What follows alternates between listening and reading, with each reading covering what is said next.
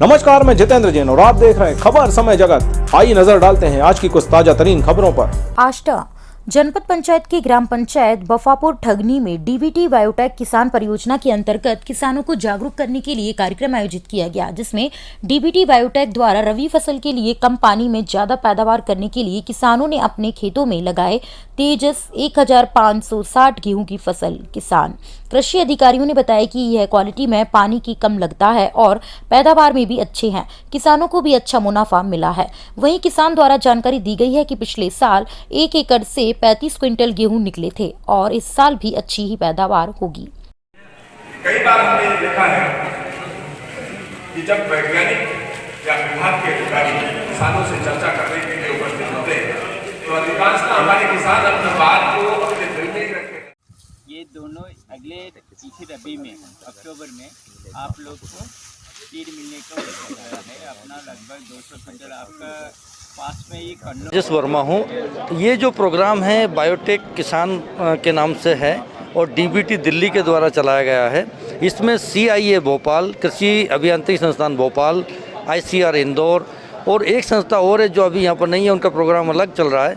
तो वीड है, खरपतवार है, उसके अनुसंधान के साथ मिलकर के हम लोग और मंथन, साथ में मंथन भी है, हम लोग चारों मिलकर के इस कार्यक्रम को कर रहे हैं। इसमें किसानों की आय को दुगना करने के लिए, उनकी उत्पादन को बढ़ाने के लिए उत्तम तकनीक का प्रयोग करके हम लोग जो है किसानों के साथ मिल कर के और हमारी टेक्नोलॉजी को उन तक पहुंचा करके किसानों की आय को हमने बढ़ाने का प्रयास किया, जिसके सकारात्मक परिणाम जो है हमारे सामने आज मिले हैं।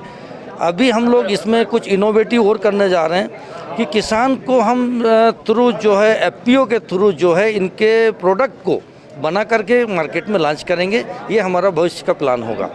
धन्यवाद। ये आज का जो कार्यक्रम था, मुख्य रूप से जो तकनीकी हस्तांतरण की हम बात करते हैं, चाहे वो हमारी किसी भी फसल की किस्म की हो, मशीनरी की हो, या जो अन्य उन्नतशील जो तकनीकियां हैं वो किसानों के खेतों तक पहुँचे। और इस दिशा में आज के इस कार्यक्रम में हमारे भारतीय कृषि अनुसंधान परिषद के सोयाबीन अनुसंधान केंद्र, गेहूं अनुसंधान केंद्र और भोपाल का जो हमारा मशीनरी का अनुसंधान केंद्र है, वहां के वैज्ञानिकों ने यहां जो प्रदर्शन लगाए थे, वो प्रदर्शनों का अवलोकन के लिए यहां पर किसानों को एकत्रित किया था और किसानों से फीडबैक लिए थे कि किस तरीके से जो हमारे आज संस्थानों से तकनीकियाँ निकल रही हैं वो किसानों में किस प्रकार से प्रचलन में आ रही हैं और किसानों का उन पर क्या कहना है, उस पर चर्चा होती है। और इसके साथ ही साथ जो नई किस्में हैं, जो नवीन किस्में हैं किसी भी फसल की, उनकी जानकारी किसानों तक पहुंचाना मुख्य रूप से इसका जो मूल उद्देश्य है कि हमारे देश के या प्रदेश के या जिले की जो कृषि का जो विकास है वो किस प्रकार से हो और किसानों तक उन्नतशील तकनीकी किस प्रकार से पहुंचे, वो कैसे हस्तांतरित हो,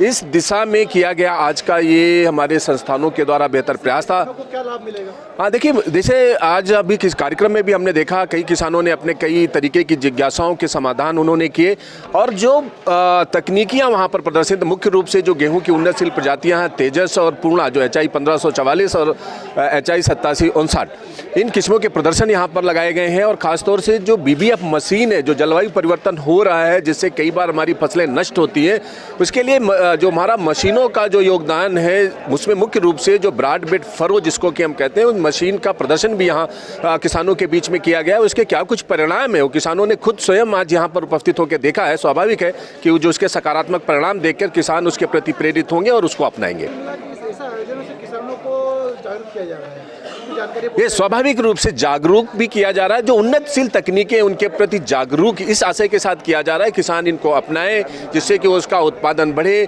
किसानों की लागत भी कम हो और आमदनी में खास तौर से इजाफा हो सके। ऐसे प्रयास आज के इस कार्यक्रम के थे। आष्टा से खबर समाज जगत के लिए सतीश सेन की report. For latest news, subscribe to our channel and press the bell icon.